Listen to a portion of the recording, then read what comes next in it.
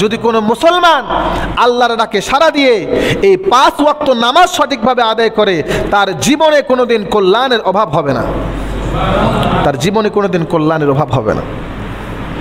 এজন্য মুসলমান যদি মঙ্গল পেতে চাও, কল্যাণ পেতে চাও, তোমাকে 5 ওয়াক্ত নামাজি হতে হবে। তুমি কিসের বছরে একবার তুমি উৎসব পালন করো, শোভাযাত্রা পালন করো, তুমি মঙ্গল কামনা করছো, যার কাছে চাওয়া দরকার তার কাছে চাইতে হবে। কথা বলেন ঠিক কিনা? মঙ্গল যিনি দিতে পারেন, মঙ্গল যিনি ছিনিয়ে নিতে পারেন, তার কাছে মঙ্গল কামনা করতে হবে।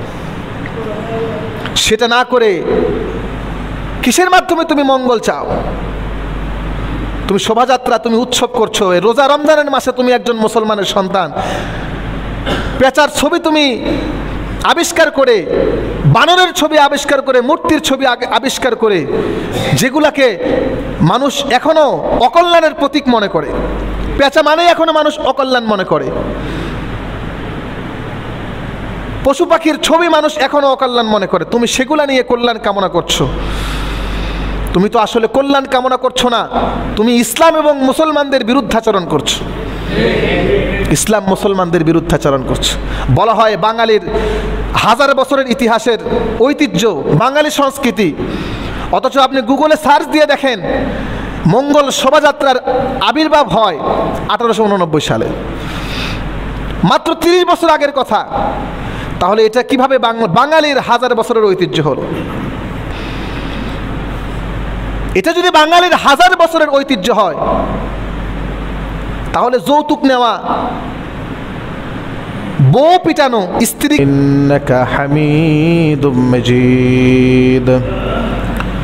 আম্মা বা'দু ফাআউযু বিল্লাহি মিনাশ শাইতানির রাজীম।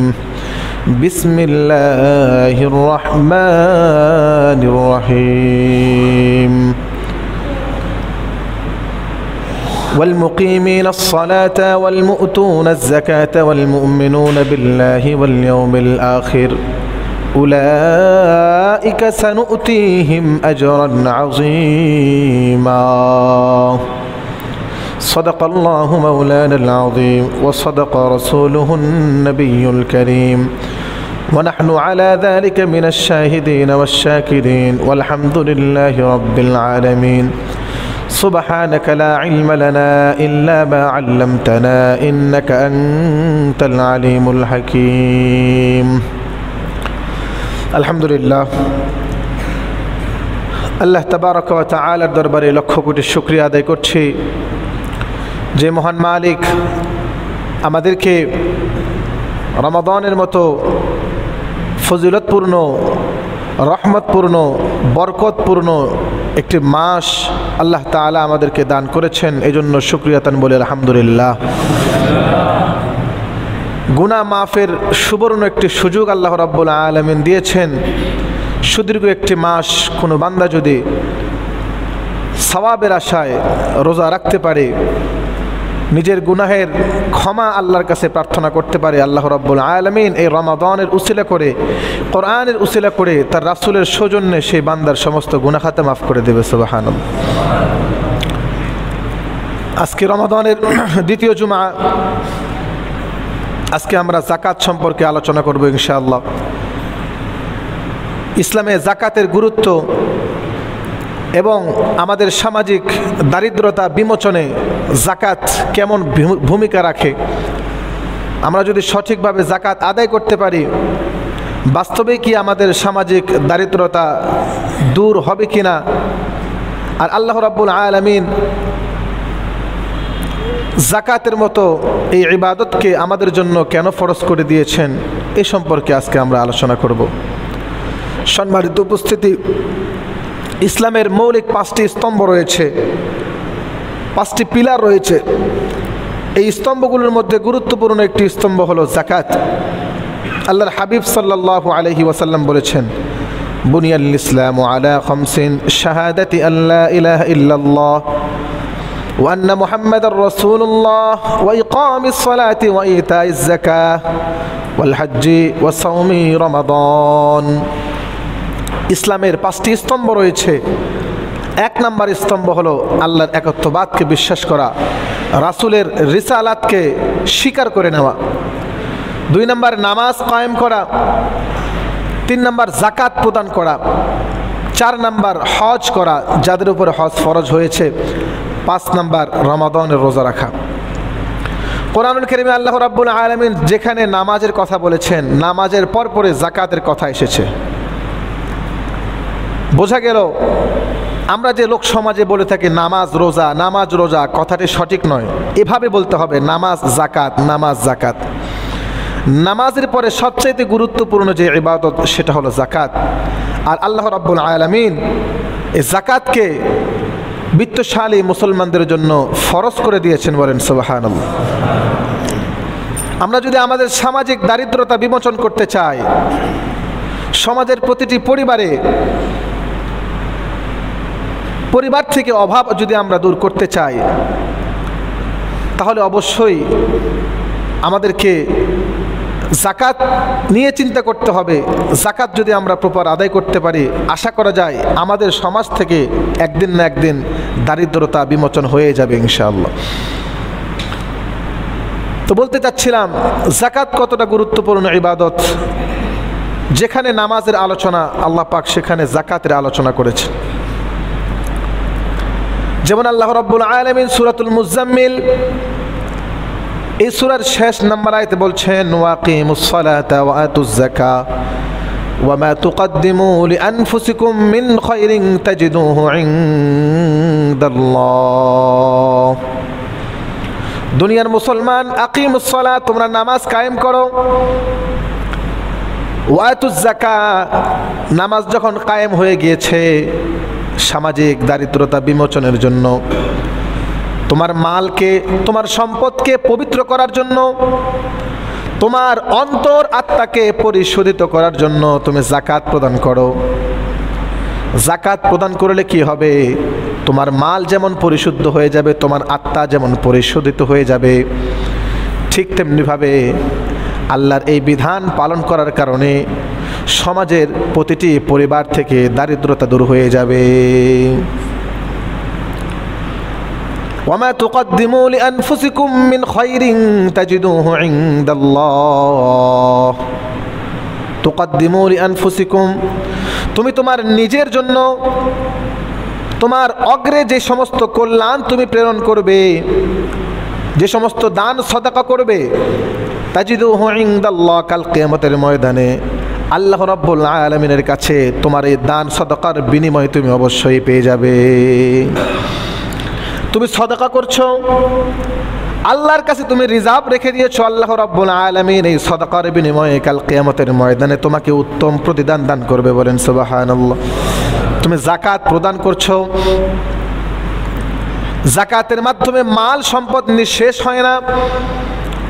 আল্লাহ রাব্বুল আলামিন বলে কোনো মানুষ যদি, কোনো মুসলমান যদি সঠিকভাবে যাকাত আদায় করে, আল্লাহ রাব্বুল আলামিন তার মালের বরকত বহুগুণ বৃদ্ধি করে দেয়। দুনিয়াতেও তুমি তোমার মাল দেখবে বহুগুণ বৃদ্ধি হয়ে গিয়েছে, কাল কিয়ামতের ময়দানে দেখবে এই যাকাতের প্রতিদান আল্লাহ রাব্বুল আলামিন তোমার জন্য তৈরি করে রেখে দিয়েছেন, বলেন সুবহানাল্লাহ। ওয়ামা তুকদ্দিমু লিআনফুসিকুম মিন খায়র, মানুষ কল্যাণ থেকে নিজের জন্য সামনে যা অগ্রসর করে, সামনে দিয়ে পাঠায়, তাজিদুহু ইনদাল্লাহ, অবশ্যই কাল কিয়ামতের ময়দানে এর প্রতিদান আল্লাহর কাছে পেয়ে যাবে ইনশাআল্লাহ। হুয়া খায়রান ওয়া আযম আজরা, তুমি নিজের জন্য তোমার সামনে যেটা পাঠিয়েছো, কাল কিয়ামতের দিবসের জন্য যেটা পাঠিয়েছো, জান্নাত পাওয়ার জন্য যেটা পাঠিয়েছো, আল্লাহ বলছেন হুয়া খায়রান, এই পাঠানোটাই হলো তোমার জন্য অনেক কল্যাণকর, অনেক মঙ্গলজনক, বলেন সুবহানাল্লাহ। এটা তোমার জন্য মঙ্গল বয়ে আনবে, কোনো অমঙ্গল নাই এর মধ্যে।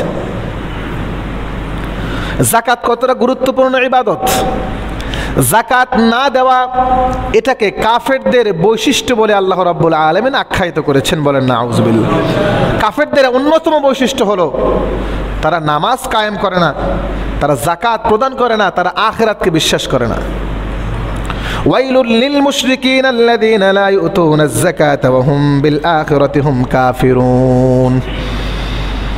সূরা ফুসসিলাত 24 নম্বর পারার 6 নম্বর আয়াত 7 নম্বর আয়াত রব্বুল আলামিন বলছেন, ওয়াইলুল লিল মুশরিকিন, ওই সমস্ত মুশরিকদের জন্য ধ্বংস, ওই সমস্ত মুশরিকরা ধ্বংসপ্রাপ্ত। আল্লাযীনা লা ইউতুনা যাকাত, যারা যাকাত প্রদান করে না। ওয়া হুম বিল আখিরাতি হুম কাফিরুন, উপরন্তু তারা আখিরাতকে অস্বীকার করে। বোঝা গেল, যদি কোনো মুসলমান যাকাতের মতো ফরজ বিধানকে অস্বীকার করে তাহলে সে সরাসরি সাথে সাথে কাফের হয়ে যাবে। যাকাতকে অস্বীকার করার কোনো সুযোগ নাই, হজকে অস্বীকার করার কোনো সুযোগ নাই। যদি কোনো মুসলমান হজ সম্পর্কে কটূক্তি করে বলে, আরে হজে গিয়ে কি হবে, শুধুমাত্র টাকা পয়সা খরচ হওয়া, কষ্ট হওয়া ছাড়া কোনো উপায় নাই, সাথে সাথে সে কাফের হয়ে যাবে। যদি কোনো মুসলমান যাকাতের মতো ফরজ বিধানকে অস্বীকার করে সাথে সাথে সে কাফের হয়ে যাবে, কারণ এটা কাফেরদের বৈশিষ্ট্য। যাকাত প্রদান না করা, যাকাতকে অস্বীকার করা, কিয়ামত সংগঠিত হওয়ার বিষয়টাকে অস্বীকার করা, এটা আল্লাহ রাব্বুল আলামিন কাফেরদের বৈশিষ্ট্য বলে আখ্যায়িত করেছে। এই জন্য যাকাতকে অস্বীকার করার কোনো সুযোগ নাই। আপনি দেন না দেন, কিন্তু কোশ্চিনকালেও এই যাকাতকে অস্বীকার করা যাবে না। শুধু তাই নয়, কাল কিয়ামতের ময়দানে যখন জাহান্নামীদেরকে জাহান্নামে নিক্ষেপ করা হবে, জাহান্নামীদেরকে জাহান্নামে নিক্ষেপ করা হবে, তাদেরকে জিজ্ঞাসা করা হবে, মা সালাকাকুম ফি সাকার, কি কারণে তোমরা আজকে জাহান্নামে গিয়েছো, কি অপরাধ করেছিলে যার কারণে আল্লাহ রাব্বুল আলামিন তোমাদেরকে আজকে জাহান্নামে নিক্ষেপ করেছে। তখন তারা কয়েকটি কথা বলবে, কয়েকটা অপরাধ এর কথা স্বীকার করে নেবে। ক্বালু লাম নাকু মিনাল মুসাল্লিন, 29 নম্বর পারায় সূরা মুদ্দাসসিরের মধ্যে রব্বুল আলামিন বলছেন, যখন তাদেরকে জিজ্ঞাসা করা হবে কি কারণে আজকে তোমরা জাহান্নামী, এই জাহান্নামের কঠিন আযাবে তোমরা আজকে লিপ্ত হয়ে আছো, কি অপরাধ করেছিলে, জাহান্নামীরা বলবে ক্বালু লাম নাকু মিনাল মুসাল্লিন ওয়া লাম নাকু নুতঈমুল মিসকিন। দুইটা অপরাধের কথা বলবে, তিনটা অপরাধ। লাম নাকু মিনাল মুসাল্লিন, দুনিয়াতে আমরা নামাজ আদায় করি নাই, নামাজ কায়েম করি নাই। আল্লাহর পক্ষ থেকে যে নামাজকে ফরজ করা হয়েছিল, আমরা নামে মাত্র মুসলমান ছিলাম, বংশ পরম্পরায় মুসলমান ছিলাম, নামাজের ধার কোনোদিন ধারি নাই। হুজুররা ওয়াজ করেছে, মা বলেছে, বাবা বলেছে, আত্মীয় স্বজন বলেছে নামাজ পড়ার জন্য, কোনোদিন নামাজ পড়ার লক্ষ্যে মসজিদের ধারের কাছেও যাই নাই। এজন্য আজকে আমরা জাহান্নামে, বলেন নাউযুবিল্লাহ। ক্বালু লাম নাকু মিনাল মুসাল্লিন, তারা বলবেন লাম নাকু মিনাল মুসাল্লিন, আমরা মুসল্লি ছিলাম না, নামাজি ছিলাম না। 2 নম্বর অপরাধের কথা বলবে ওয়া লাম নাকু নুতঈমুল মিসকিন, আমরা দুনিয়াতে সম্পদশালী ছিলাম, বিত্তশালী ছিলাম। আল্লাহ রাব্বুল আলামিন স্বীয় অনুগ্রহে আমাদেরকে সম্পদ দিয়েছিলেন, আমরা সমাজের এলিট শ্রেণী ছিলাম, বিত্তশালী ছিলাম, আমাদের উপরে আল্লাহ রাব্বুল আলামিন যাকাত ফরজ করেছিলেন। লাম নুতঈমুল মিসকিন, আমরা আমাদের সম্পদ থেকে গরিব মিসকিনদের যে হক ছিল যাকাত, সেটা আদায় করি নাই। হয়তো নামাজ পড়ে নাই এজন্য জাহান্নামী, অথবা নামাজ পড়েছে কিন্তু বিত্তশালী, অর্থের প্রতি তার মায়া ছিল, মোহাব্বত ছিল, ভালোবাসা ছিল, সম্পদের প্রতি ভালোবাসা, যে কারণে সে সঠিকভাবে তার যাকাত আদায় করেনি, এজন্য সে নামাজ পড়েছে তারপরেও জাহান্নামী হয়ে গিয়েছে। ওয়াকুন্না নুকাযযিবু বিয়াউমিদ্দিন, আমরা কিয়ামত দিবসকে অস্বীকার করতাম, মিথ্যা প্রতিপন্ন করতাম, যার কারণে রব্বুল আলামিন আজকে আমাদেরকে জাহান্নামের অগ্নিকাণ্ডে নিক্ষেপ করে দিয়েছেন। লাম নাকু মিনাল মুসাল্লিন, যে কথা বললাম, মুসলমান যদি মঙ্গল চাও, কাল কিয়ামতের ময়দানের যদি সফলতা চাও, তোমাকে 5 ওয়াক্ত নামাজি হতে হবে, নামাজের পাবন্দি হতে হবে, নতুবা এছাড়া তোমার সফল কাম হওয়ার কোনো রাস্তা নেই। তোমাকে 5 ওয়াক্ত নামাজি হতে হবে। নামাজ পড়ে একমাত্র তোমার জীবনকে মঙ্গলময় করে দেওয়ার জন্য, নতুবা কোনো উৎসব, কোনো শোভাযাত্রা তোমার জীবনে মঙ্গল বয়ে আনতে পারে না। একমাত্র নামাজ তোমাকে, তোমার জীবনকে মঙ্গলময় করে দেওয়ার জন্য যথেষ্ট। ওয়া মান ইউতিইল্লাহ ওয়া রাসূলাহু ফাকাদ ফাযা ফাওজান আযীমা, আল্লাহ বলছেন যে ব্যক্তি আল্লাহর আনুগত্য করলো, রাসূলের আনুগত্য করলো, আল্লাহর বিধান মোতাবেক জীবনটা পরিচালিত করলো, রাসূলের সুন্নাহ মোতাবেক জীবনটাকে সাজিয়ে গুছিয়ে নিয়েছে, ফাকাদ ফাযা ফাওজান আযীমা, সেই ব্যক্তি হলো সফলতা অর্জন করেছে, বলেন সুবহানাল্লাহ। সে ব্যক্তি সফলতা অর্জন করেছে যে রাসূলকে অনুসরণ করেছে, আল্লাহর বিধানকে ফলো করেছে।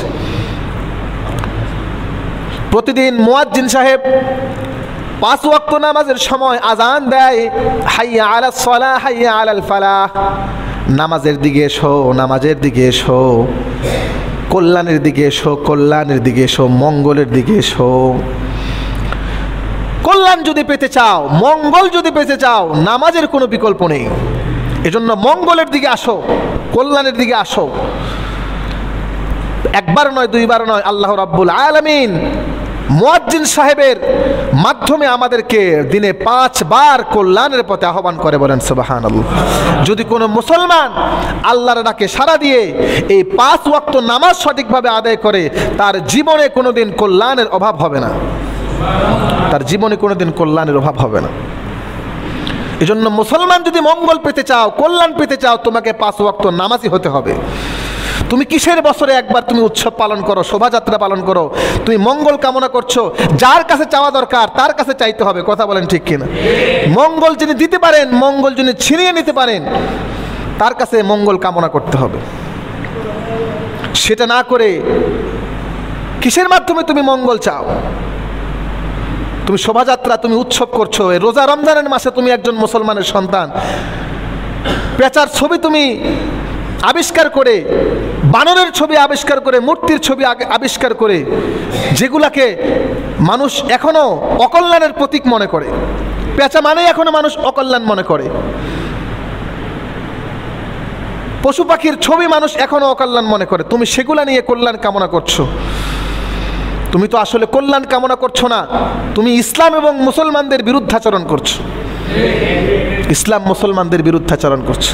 বলা হয় বাঙালির 1000 বছরের ইতিহাসের ঐতিহ্য বাঙালি সংস্কৃতি, অথচ আপনি গুগলে সার্চ দিয়ে দেখেন মঙ্গল শোভাযাত্রার আবির্ভাব হয় 1889 সালে, মাত্র 30 বছর আগের কথা। তাহলে এটা কিভাবে বাঙালির 1000 বছরের ঐতিহ্য হলো? এটা যদি বাঙালির 1000 বছরের ঐতিহ্য হয়, তাহলে যৌতুক নেওয়া, বউ পিটানো, স্ত্রীকে পিটিয়ে পিটিয়ে রক্তাক্ত করা, এটাও তো বাঙালির 1000 বছরের ঐতিহ্য। আমরা বাপ দাদাদেরকে দেখেছি, আমি আমার দাদাকে দেখেছি বউ পিটায়। বংশ পরম্পরায় এই সংস্কৃতি চলে আসতেছে, আপনি এটাকে প্রমোট করেন না কেন? এটাও তো বাঙালি সংস্কৃতি। যৌতুক নেওয়া, এটাও বাঙালি সংস্কৃতি। বাল্য বিবাহ করা, এটা বাঙালির 1000 বছরের ঐতিহ্য। একাধিক বিবাহ করা, এখন না মানুষ একটা বউ, একটা স্ত্রী, 2টা স্ত্রী। আগে তো একটা স্ত্রী কল্পনাও করা যেত না, 2টা 3টা 4টা। বাঙালির 1000 বছরের সংস্কৃতি, এটাকে কেন আপনি প্রমোট করেন না? বৈশাখ আসলে এটাকে কেন আপনি জাতির সামনে উত্থাপন করেন না? এই দেখো 4টা বিবাহ করা, বউ পিটানো, জন্ম নিয়ন্ত্রণ না করা। বাঙালিদের ঐতিহ্য ছিল 5টা 10টা 15টা সন্তান। সংস্কৃতি কোনটা? যেটা 1000 বছর ধরে সমাজে, বাঙালির সমাজে চলে আসে, এটা হলো বাঙালি সংস্কৃতি। 10টা 5টা 15টা সন্তান হওয়া বাঙালি সংস্কৃতি। এই সমস্ত কিছুকে আপনি প্রমোট করছেন না, সেগুলোর বিরুদ্ধে আপনি এখন সোচ্চার। প্রত্যেকটা বিষয়ে আপনি এখন সোচ্চার। ঝাড়ফুঁক বাঙালি সংস্কৃতি ছিল, ঝাড়ফুঁকের মাধ্যমে চিকিৎসা করা। আজকে বিজ্ঞানরা এই ঝাড়ফুঁকের বিরুদ্ধে লেগেছে, আপনি বাঙালি সংস্কৃতিকে অস্বীকার করছেন। এটাও তো বাঙালি সংস্কৃতি, এটাকে তো আপনি প্রমোট করছেন না। এই সমস্ত কিছু কথা নয়।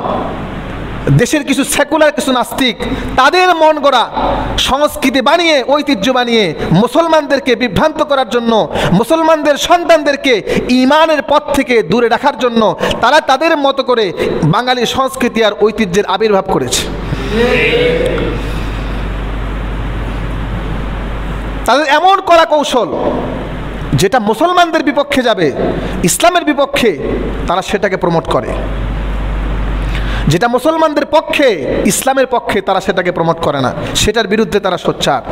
তারা মূলত বাঙালি সংস্কৃতি আর ঐতিহ্য পালন করে না, তারা সদা সর্বদা তাদের কাজে কর্মে আচার ব্যবহারে ইসলাম এবং মুসলমানদের বিরুদ্ধাচরণ করার চেষ্টা করে। এজন্য মুসলমান যদি মঙ্গল পেতে চাও শোভাযাত্রার মাধ্যমে নয়, বছরে একবার নয়, তোমাকে দিনে 5 বার মঙ্গল কামনা করতে হবে। মসজিদে এসে আল্লাহ রাব্বুল আলামিনের কুদরতি পায়ে সিজদার মাধ্যমে, কথা বলেন ঠিক কিনা? তোমাকে সিজদা করতে হবে, আল্লাহর কুদরতি পায়ে সিজদা করো, দেখো তোমার জীবনে মঙ্গলের অভাব হবে না ইনশাআল্লাহ। তোমার জীবনে কোনোদিন কোনো জিনিসের অভাব থাকবে না, তুমি কোনোদিন কোনো বিপদে পড়বে না ইনশাআল্লাহ। তো বলতে চাচ্ছিলাম আল্লাহ রাব্বুল আলামিন জাহান্নামীদেরকে বলবেন কি কারণে তোমরা জাহান্নামে গিয়েছো? জাহান্নামীরা বলবে লাম নাকু মিনাল মুসাল্লিন, আমরা নামাজের মাধ্যমে কল্যাণ কামনা করি নাই। আল্লাহ রাব্বুল আলামিন কল্যাণের দিকে আহ্বান করেছে, আল্লাহর কল্যাণের পথকে আমরা অ্যাভয়েড করে নিজের মন গড়া কল্যাণ বেছে নিয়ে সেভাবে মঙ্গল কামনা করেছি, এজন্য আজকে আমরা জাহান্নামের অগ্নিদগ্ধে আপনার নিবতিত হয়েছি। ওয়ালাম নাকু নুতিমুল মিসকিন, যাকাত প্রদান করি নাই। ওয়াকুন্না নুকাযযিবু বিয়াউমিদ্দিন, কিয়ামত দিবসকে অস্বীকার করেছি, এজন্য আল্লাহ রাব্বুল আলামিন আজকে আমাদেরকে জাহান্নামের শাস্তির মধ্যে নিপতিত করে দিয়েছেন। বোঝা গেল যার উপর যাকাত ফরজ তার যাকাত না দেওয়াটা জাহান্নামে যাওয়ার অন্যতম একটি কারণ।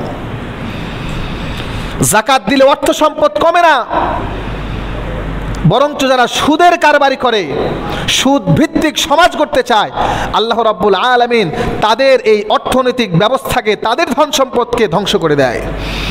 এটা আমার কথা নয়, কোরআনের কথা। ইয়ামহাকুল্লাহুর রিবা ওয়া ইউরবিস সাদাকাত, ইয়ামহাকুল্লাহুর রিবা ওয়া ইউরবিস সাদাকাত, আল্লাহ রাব্বুল আলামিন সুদকে ধ্বংস করে দেন। ওয়া ইউরবিস সাদাকাত, সাদাকাকে, দানকে, যাকাতকে বহুগুণে বৃদ্ধি করে দেয়। এটা আল্লাহর ওয়াদা। যারা যাকাত প্রদান করে, যা তাদেরকে জিজ্ঞাসা করে দেখেন তাদের মাল সম্পদ কমেছে না আল্লাহর ফজলে করমে তাদের মাল সম্পদ বৃদ্ধি পেয়েছে। আপনি দেওয়া শুরু করেন, অভিজ্ঞতা আপনিই তৈরি হয়ে যাবে, আপনি আল্লাহর ফজল বরকত আর রহমত বরকত দেখতে পাবেন। আল্লাহ রাব্বুল আলামিন বলছেন ওয়া মা আতাইতুম মির রিবাল লিয়ারবুয়া ফি আমওয়ালিন নাস ফালা ইয়ারবু ইনদাল্লাহ ওয়া মা আতাইতুম মিন যাকাতিন তুরিদুনা ওয়াজহাল্লাহ ফাউলাইকা হুমুল মুদঈফুন। ওয়া মা আতাইতুম মির রিবাল লিয়ারবুয়া, তোমাদের সম্পদ বৃদ্ধি হওয়ার জন্য, অর্থ সম্পদ বাড়ার জন্য তোমরা যে সুদ ভিত্তিক কার্যক্রম করছো, সুদ ভিত্তিক অর্থনীতি চালু করতে চাও, ফালা ইয়ারবু ইনদাল্লাহ, এই সম্পদ তো আল্লাহর কাছে বাড়ে না, এটা দিন দিন কমে যায়, আল্লাহ ধ্বংস করে দেয়। ওয়া মা আতাইতুম মিন যাকাত, যাকাত ভিত্তিক অর্থনীতি করার জন্য তোমরা যে দরিদ্রদেরকে যাকাত দিয়ে থাকো, আল্লাহর বিধান পালন করার জন্য যে যাকাত দিয়ে থাকো, তুরিদুনা ওয়াজহাল্লাহ, আল্লাহর সন্তুষ্টি অর্জনের জন্য যে যাকাত দিয়ে থাকো, ফাউলাইকা হুমুল মুদঈফুন, দেখবে কাল কিয়ামতের ময়দানে নয়, তোমার এই জীবনেও আল্লাহ রাব্বুল আলামিন তোমার ধন সম্পদকে বহুগুণ বৃদ্ধি করে দিয়েছেন, অনেক গুণ বৃদ্ধি করে দিবেন। এটা রব্বুল আলামিনের ওয়াদা। আর অনেক জায়গায় যাকাতের কথা এসেছে, ওয়ালা ইয়াহসাবান্নাল্লাযীনা ইয়াবখালুনা বিমা আতাহুমুল্লাহু মিন ফাদলিহি হুয়া খায়রুল লাহুম বাল হুয়া শাররুল লাহুম। আল্লাহ বলছেন ওয়ালা ইয়াহসাবান্নাল্লাযীনা ইয়াবখালুন, আল্লাহ রাব্বুল আলামিন নিজের অনুগ্রহে যাদেরকে ধন সম্পদ দিয়েছেন, যাদেরকে বিত্তশালী করেছেন, তারা যেন ধারণা না করে, কি ধারণা? ইয়াবখালুন, তারা যে যাকাত না দিয়ে কৃপণতা করছে, সদকা না করে কৃপণতা করছে, এটা তাদের জন্য কল্যাণকর, এটা তাদের জন্য মঙ্গলজনক, এটা যেন তারা ধারণা না করে। আমি যাকাত দিচ্ছি না, সদকা দিচ্ছি না, আমার সম্পদ আমি গচ্ছিত রেখেছি, এটা আমার জন্য মঙ্গল, আল্লাহ বলছেন তোমার ধারণা ভুল। বাল হুয়া শাররুল লাহুম, এটা তোমার জন্য অমঙ্গলজনক, এটা তোমার জন্য অকল্যাণকর। তুমি যে না দিয়ে এটা রেখে দিয়েছো, এটা তোমার জন্য কঠিন কালো কল্যাণের কথা নয়। সাইতাওয়াকুনা মা বাখিলু বিহি ইয়াউমাল কিয়ামা, আল্লাহ বলছেন কাল কিয়ামতের ময়দানে এই ধন সম্পদগুলা সাপ রূপে তোমাকে তোমার গলায় পেঁচিয়ে দেওয়া হবে। মা বাখিলু বিহি, তুমি যে বখালতি করেছো, কৃপণতা করেছো, তাওয়াকুন, তোমার গলায় পেঁচিয়ে দেওয়া হবে ইয়াউমাল কিয়ামা, কাল কিয়ামতের ময়দানে। তুমি মনে করেছো এই ধন সম্পদ তোমার, না, এই ধন সম্পদ তোমার নয়। ওয়ালিল্লাহি মিরাসুস সামাওয়াতি ওয়াল আরদি, আসমান জমিনের সমস্ত সম্পদের স্বত্বাধিকার কেবলমাত্র আল্লাহ। তুমি তোমার ধন সম্পদের স্বত্বাধিকার নয়। তুমি যদি তোমার ধন সম্পদের মালিক হতে, এই ধন সম্পদ তোমার হাতছাড়া হতো না কোশ্চেন কালো। তুমি যদি তোমার ধন সম্পদের মালিক হতে, এই ধন সম্পদ ছেড়ে খালি হাতে তোমার কবর জগতে যাওয়া লাগতো না। আল্লাহ রাব্বুল আলামিন সমস্ত ধন সম্পদের সত্ত্বাধিকার মালিক, কিন্তু তোমাকে ক্ষণিক সময়ের জন্য এই সম্পদের মালিক বানিয়ে দিয়েছেন পরীক্ষা করার জন্য। পরীক্ষা করার জন্য তোমাকে ধন সম্পদ দেওয়া হয়েছে, তুমি আল্লাহর বিধান কিভাবে পালন করো এটা পরীক্ষা করার জন্যই আল্লাহ রাব্বুল আলামিন নিজের অনুগ্রহে তোমাকে ধন সম্পদ দিয়েছে। হাদিস শরীফে রাসূল সাল্লাল্লাহু আলাইহি ওয়াসাল্লাম বলছেন, সালাসুন মান কাতা ফাআলাহুন্না ফাকাদ তা'ইমা তা'আমাল ঈমান। যে ব্যক্তি তিনটি কাজ করবে, কয়টি কাজ? যে ব্যক্তি তিনটি কাজ করবে সে ঈমানের মজা এবং স্বাদ উপভোগ করতে পারবে। এক নম্বর কাজ, মান আবাদাল্লাহ ওয়াহদাহ, একমাত্র শুধু আল্লাহর ইবাদত করবে। যে মুসলমান শুধু একমাত্র আল্লাহর ইবাদত করবে সে ঈমানের স্বাদ আস্বাদন করতে পারবে। ওয়া আলিমা আন্নাহু লা ইলাহা ইল্লাল্লাহ, অন্তরে এই বিশ্বাস রাখবে আল্লাহ ছাড়া কোনো মাবুদ নাই, আমার স্রষ্টা, আমার মাবুদ, আমার মালিক হলো কেবলমাত্র আল্লাহ। এই বিশ্বাস যে অন্তরে বদ্ধমূল করতে পারবে সে ঈমানের স্বাদ আস্বাদন করতে পারবে। 3 নাম্বার, ওয়া আতা যাকাত মালিহি তাইয়িবাতান বিহা নাফসাহু, সন্তুষ্ট চিত্তে নিজের মালের যাকাত প্রদান করবে, খুশি মনে যে আল্লাহ তো অনেক দিয়েছে, আল্লাহর শুকরিয়া আদায় করে শেষ করতে পারবো না। যাকাত ওয়াজিব, আল্লাহর বিধান পালন করার জন্য, গর্ব করার জন্য না, গর্ব আর অহংকার করে নয়, আল্লাহর বিধান পালন করার জন্য, গরিবের অধিকার, গরিবের হক গরিবের কাছে পৌঁছে দেওয়ার জন্য এই মন মানসিকতা নিয়ে যে ব্যক্তি যাকাত প্রদান করবে সেই বাস্তবিক পক্ষে ঈমানের স্বাদ আস্বাদন করতে পারবে। এজন্য কোশ্চিন কালেও গর্ব আর অহংকার করে রিয়ান নাসি ওয়ালা ইউমিনু বিল্লাহ, আল্লাহ বলছেন তোমরা মানুষকে দেখিয়ে আর অহংকার করে কোশ্চিন কালেও দান সৎকা করিও না, যাকাত প্রদান করিও না, বরং এটা মনে করো যে আল্লাহ তো আমাকে দিয়ে অনুগ্রহ করেছে, এখন সেই আল্লাহর বিধান পালন করার জন্য গরিবের যে হক আমি তার কাছে পৌঁছে দিয়েছি। গরিবকে অনুগ্রহ নয়, গরিবের অধিকার মনে করে যাকাত তাকে প্রদান করতে হবে। আরেক হাদিসে রাসূল সাল্লাল্লাহু আলাইহি ওয়াসাল্লাম বলছেন, সালাসুন নাহলিফু আলাইহিন্না লা ইয়াজআলুল্লাহু আযজা ওয়া জাল্লা। 3টি বিষয় আমি শপথ করে বলছি, 3টি বিষয় রাসূল শপথ করে বলছেন, যে ব্যক্তির ইসলামে অংশীদারিত্ব রয়েছে আর যে ব্যক্তির ইসলামে কোনো অংশ নেই, এই দুই ব্যক্তি কোশ্চিন কালেও সমান হতে পারে না। ইসলামে যার অংশ রয়েছে আর ইসলামে যার অংশ নেই, এই দুই ব্যক্তি কোশ্চিন কালেও এক হতে পারে না। তারপরে রাসূল বলছেন, ফাসহুমুল ইসলামি সালাস, ইসলামের অংশ হলো 3টি। ইসলামের অংশ হলো 3টি, as-সালাত ওয়াস-সাওম ওয়াজ-যাকাত, নামাজ, রোজা এবং যাকাত, এই 3টা জিনিস হলো ইসলামের 3টি অংশ। বলেন সুবহানাল্লাহ। এই 3টা যে ব্যক্তির মধ্যে আছে আর এই 3টি যে ব্যক্তির মধ্যে নাই, এই দুই ব্যক্তি কোশ্চিন কালেও সমান হতে পারে না। এই কথাটা রাসূল সাল্লাল্লাহু আলাইহি ওয়াসাল্লাম কসম করে বলেছেন। তারপর রাসূল বলছেন, মান নাদ্দা যাকাতা মালিহি ফাকাদ যাহাবা আনহু শাররাহু, যে ব্যক্তি নিজের সম্পদের যাকাত প্রদান করেছে, নিজের মালের যাকাত প্রদান করেছে, আল্লাহ রাব্বুল আলামিন এই যাকাতের বিনিময়ে তার মালের সমস্ত অমঙ্গল দূর করে দিয়েছেন। মালের মধ্যে অমঙ্গল থাকে, যতক্ষণ পর্যন্ত আপনি যাকাত প্রদান করবেন না এই অমঙ্গল দূর হবে না। যাকাত প্রদান করবেন, রাসূলের ভাষায় ফাকাদ যাহাবা আনহু শাররাহু, আল্লাহ রাব্বুল আলামিন যাকাতের বিনিময়ে তার মাল পরিশোধিত করে দিবেন, তার মালের সমস্ত অমঙ্গল দূর করে দিবেন। الذين يكنزون الذهب والفضة ولا ينفقونها في سبيل الله فبشرهم بعذاب أليم।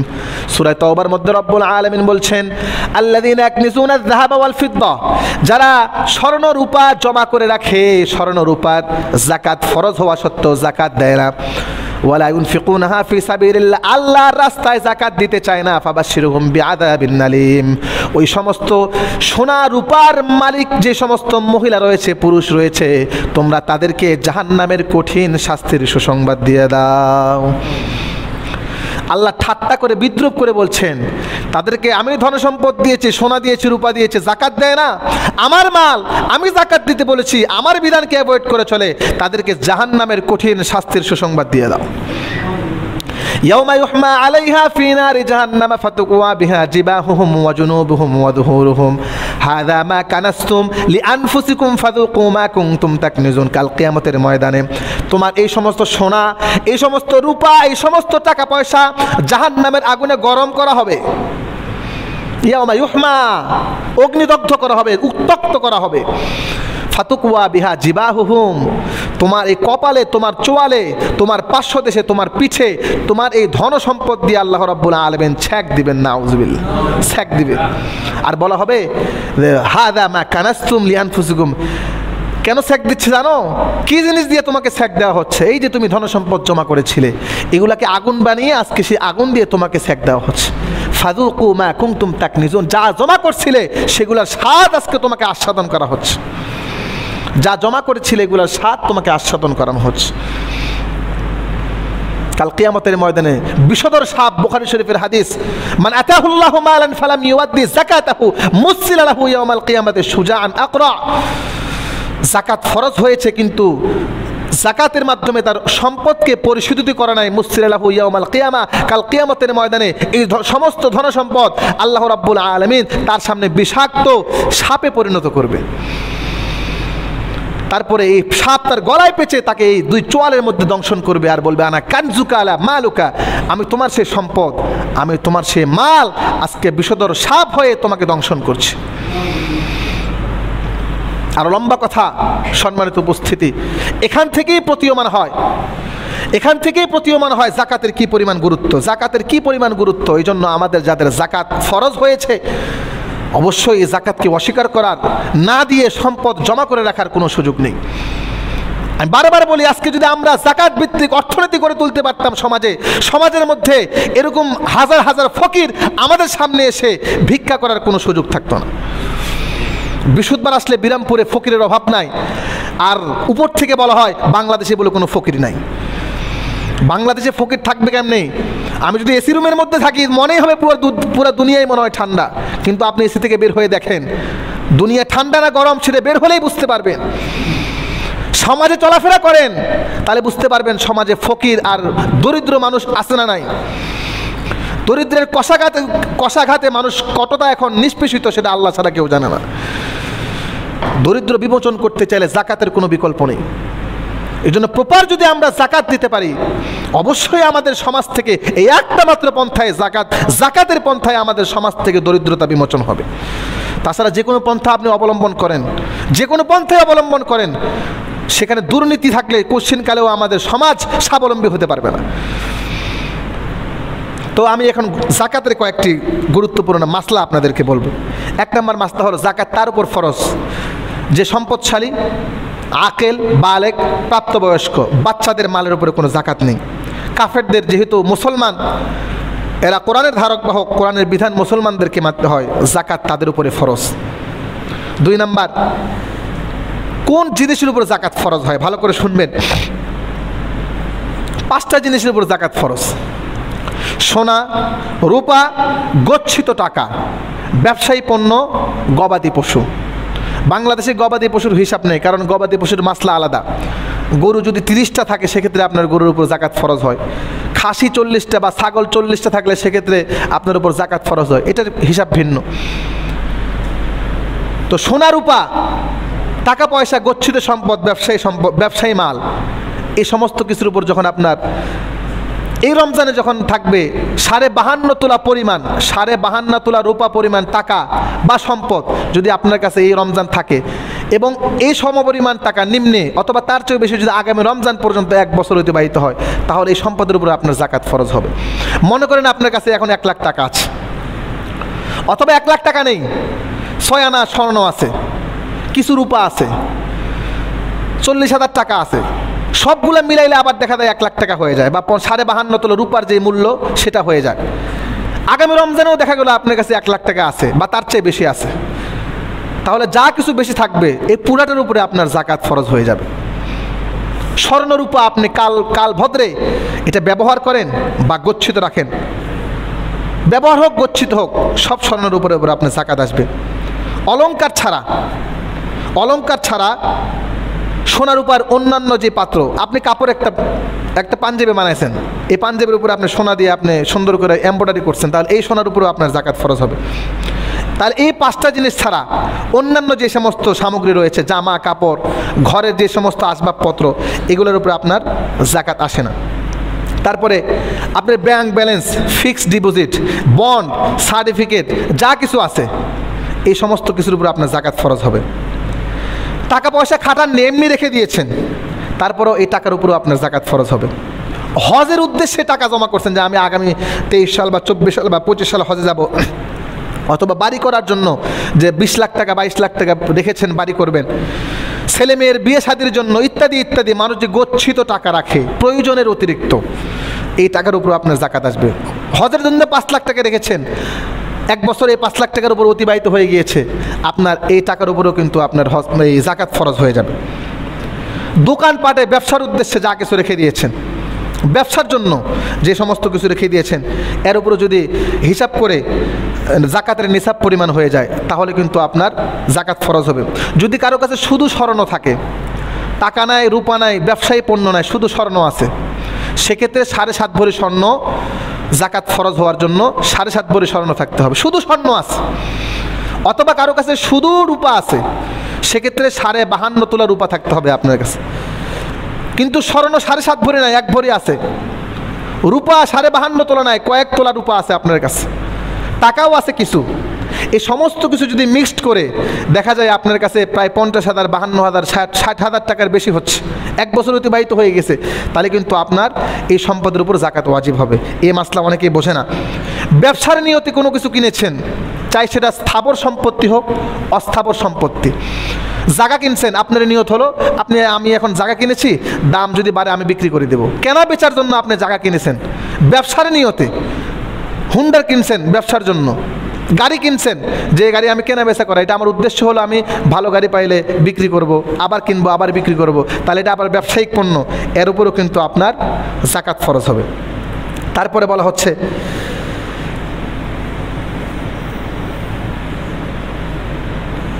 নিজের যে সমস্ত বললাম যেটা প্রয়োজনের বিষয়, মানে প্রয়োজনীয় কাপড় চোপড়, অন্ন বস্ত্র বাসস্থান, এবং বাড়ির যে সমস্ত ফ্রিজ, আরও যে সমস্ত আসবাবপত্র, আলমারি ইত্যাদি, এগুলোর উপরে হাঁড়ি পাতিল থালা বাসন, এগুলো যত কোটি টাকার থাকুক, এগুলোর উপরে কিন্তু আপনার জাকাত ফরজ হয় না। আমি আগেই বলেছি, স্বর্ণ রূপা গচ্ছিত টাকা ব্যবসায়ী পণ্য, স্বর্ণ রূপা গচ্ছিত টাকা ব্যবসায়ী পণ্য, এই সমস্ত কিছু আপনার উপরে ফরজ হবে, নতুবা অন্য কোনো জিনিস ফরজ নয়। এখন কথা হলো, অনেকে ঋণই থাকে। কারো ঋণ যদি এমন হয় যে ঋণ যদি আমি বাদ দিয়ে দিই, তাহলে আমার কাছে জাকাত পরিমাণ টাকাই থাকে না, তাহলে তার উপর জাকাত ফরজ নয়। কারো কাছে 1 লাখ টাকা আছে, কিন্তু দেখা গেল সে ঋণই 70,000 টাকা, বছর ঘুরে দেখা গেল তার কাছে আছে 1 লাখ, কিন্তু সে ঋণই হয়ে আছে 70,000। ঋণ বাদ দিলে তার কাছে থাকে মাত্র 30,000 টাকা, তাহলে তার উপর জাকাত ফরজ নয়। ঋণ বাদ দিতে হবে। এই ঋণ বাদ দিয়ে আপনার কাছে কি থাকে? আপনার মূল নিজের সম্পদ, কারণ যেটা ঋণের সম্পদ সেটা আপনার নয়, সেটা মানুষের। এটা বাদ দিয়ে যা থাকবে, এটা যদি জাকাত দেওয়ার পরিমাণ হয় জাকাত দিতে হবে, নতুবা জাকাত দেওয়ার কোনো দরকার নেই। কিন্তু এখানে আরেকটা মাসলা, সেটা বুঝতে হবে। আমরা ব্যাংক থেকে লোন করি, ব্যাংক থেকে ঋণ করি, এটা 2 ধরনের। কিছু ঋণ নিয়ে আমরা জীবন চলার জন্য, আমার নাই কিছু, এই জন্য বাধ্য হয়ে আমি লোন করেছি, বা আমি আশা ব্রাক থেকে আমি টাকা তুলছি, নিজের জীবন সংসার, চাউল নাই ডাউল নাই, এগুলো কেনার জন্য, নিজের প্রয়োজন ছাড়ার জন্য যদি লোন করেন, এই লোনটা আপনার জাকাতের সম্পদ থেকে মাইনাস করা যায়। কিন্তু ব্যবসা সম্প্রসারণের জন্য আপনি কোটি টাকার বিজনেস করেন, কিন্তু এটাকে আরও সম্প্রসারণ করবেন, আরও বাড়াবেন, এর জন্য যদি আপনি লোন নেন, তাহলে এই লোন কিন্তু আপনার কর্তন হবে না। আপনি 2 কোটি টাকা দিয়ে বিজনেস করছেন, চিন্তা করতেছেন আমি সম্প্রসারণ করব, আরও 1 কোটি টাকা লোন নিয়েছেন ব্যাংক থেকে। এখন ব্যাংক তো প্রতি মাসে মাসে আপনার থেকে যে কি বলে এটাকে, প্রতি মাসে মাসে টাকা কর্তন করছে, তাহলে এটা সম্প্রসারণের জন্য করছেন, এই 1 কোটি টাকা বাদ দেওয়া যাবে না, বরঞ্চ আপনার 1 বছর ব্যাংকওয়ালা আপনার থেকে নিচ্ছে কত, এটা বাদ দিতে হবে। ধরেন প্রত্যেক মাসে মাসে এই 1 কোটির জন্য ব্যাংক আপনার থেকে 20,000 করে টাকা নেয়, তাহলে বছর শেষে ব্যাংক আপনার থেকে নেয় 2.5 লাখ টাকা। তাহলে আপনার সম্পদ থেকে 2.5 লাখ টাকা বাদ দিয়ে আপনাকে বাকি মালের জাকাত দিতে হবে। ঋণ 2 ধরনের, আমি আবার বলি, নিজের প্রয়োজন পুরা করার জন্য ঋণ, এটা বাদ দিতে পারবেন সমুদয় সম্পদ থেকে। কিন্তু ব্যবসা সম্প্রসারণের জন্য যে ঋণ নেওয়া হয়, ব্যবসা সম্প্রসারণ, এটা আরেকটু খোলাসা করে বলি। এখন ব্যবসা সম্প্রসারণ করলেন, এই কোটি টাকা লোন নেওয়ার পরে এটা আবার দুই ধরনের। আপনার মূল যে কাঁচামাল ব্যবসার এটার সাথে মিক্সড করে দিয়েছেন, অথবা আপনি কোনো একটা মেশিন ক্রয় করেছেন। যদি আপনি মেশিন বা এই জাতীয় কিছু ক্রয় করেন তাহলে কিন্তু আপনার এই টাকা মাইনাস করা যাবে না। কিন্তু ওই টাকাটা যদি আপনার মূল কাঁচামালের সাথে যদি সম্পৃক্ত করে ফেলেন, বোঝা যাচ্ছে না যে আপনার টাকা কোনটা, লোনের টাকা কোনটা, সব কিছু কাঁচামালের সাথে মিক্সড করে ফেলেছেন, তাহলে কিন্তু এটা আর বাদ দেওয়ার দরকার নেই। 2 কোটি টাকার বিজনেস করতেছেন, মাছের চাষ করতেছেন, 1 কোটি টাকার লোন নিয়ে সেটা দিয়েও মাছ কিনছেন, তাহলে এই টাকাটা কিন্তু আপনার কাঁচামালের সাথে কি হয়ে গেল, মিক্সড হয়ে গিয়েছে, এটা বাদ দেওয়ার দরকার নাই। তবে হ্যাঁ, আপনি মাছ চাষ করার জন্য একটা বিদেশ থেকে মেশিন আমদানি করছেন এবং সেটা কিনছেন ওই টাকার লোন নিয়ে, তাহলে কিন্তু এটা বাদ যাবে না, এটা সহই আপনাকে জাকাত দিতে হবে। এজন্য ঋণের মাসলা খুব জটিল। আপনারা বিয়ে শাদীতে মহারণার জন্য স্ত্রীর মহারণা আদায় করেন না, তবে আপনার খুব ইচ্ছা আপনি এই বছরে দিয়ে দিবেন যে আমি এই বছর রমজান আস্তে আস্তে মহারণার টাকা পরিশোধ করব, সেটা আপনি আপনার মূল ধন সম্পদ থেকে মাইনাস করতে পারেন। কিন্তু আপনার দেওয়ার কোনো ইচ্ছা নাই, কোন দিন দিবেন আপনিও জানেন না, সেটাও কিন্তু আপনার জাকাত দিতে হবে। তারপরে বলতেছেন যে জাকাত কিভাবে দিবেন, 7-8 শ্রেণীর মানুষকে ইন্নামা সাদাকাতুল লিল ফুকারা ওয়াল মাসাকিন। আরেকটা কথা, নিজের বাবা মা দাদা দাদি নানা নানি, নিজের উপরে নিচের নিচে, বাবা দাদা তার দাদা উপরে, এদেরকে জাকাত দেওয়া যায় না। ছেলে নাতি পুতি, অর্থাৎ নিজের উপরে আর নিজের নিচে যে সমস্ত বংশধর, তাদেরকে জাকাত দেওয়া যায় না। তাছাড়া ভাই বোন ফুফা ফুফু খালা খালু মামা মামি, যেগুলোর সাথে আপনার ব্লাড রিলেশন নেই, তাদেরকে আপনি জাকাত দিতে পারবেন। কিন্তু নিজের আসল, নিজের নিচে বাপ দাদা সন্তান সন্ততি, এদেরকে জাকাত দেওয়া যায় না। নিজের স্ত্রীকেও কিন্তু জাকাত দেওয়া যাবে না। এবং জাকাতের নিয়ত করবেন যখন আপনি আপনার মালটা আলাদা করবেন, ফকিরকে দিবেন, তখন আপনি জাকাতের নিয়ত করে নিতে পারবেন, কোনো সমস্যা নাই। যাকে জাকাত দিবেন তাকে বলার দরকার নাই তোমাকে জাকাত দিচ্ছি, আপনার মনে মনে নিয়ত থাকলে হবে, এখানে বলার কোনো দরকার নাই। আরেকটা কথা, সেটা হলো যাদের উপরে আমাদের জাকাত ফরজ হয়েছে, এই যে আমি কালকে একটা জিনিস বের করেছি আপনাদের জন্য, এখানে জাকাতের প্রায় 65টা মাসলা আছে জাকাত সংক্রান্ত, এবং জাকাতের গুরুত্ব, জাকাতের মাসাইল প্রায় 65টা মাসালা আছে। এটা যদি কেউ পড়ে প্রপারলি, জাকাত সম্পর্কে তার মূল একটা ধারণা হয়ে যাবে ইনশাআল্লাহ। এই জন্য এখানে কপি করা আছে, প্রায় 40-50টা কপি আছে।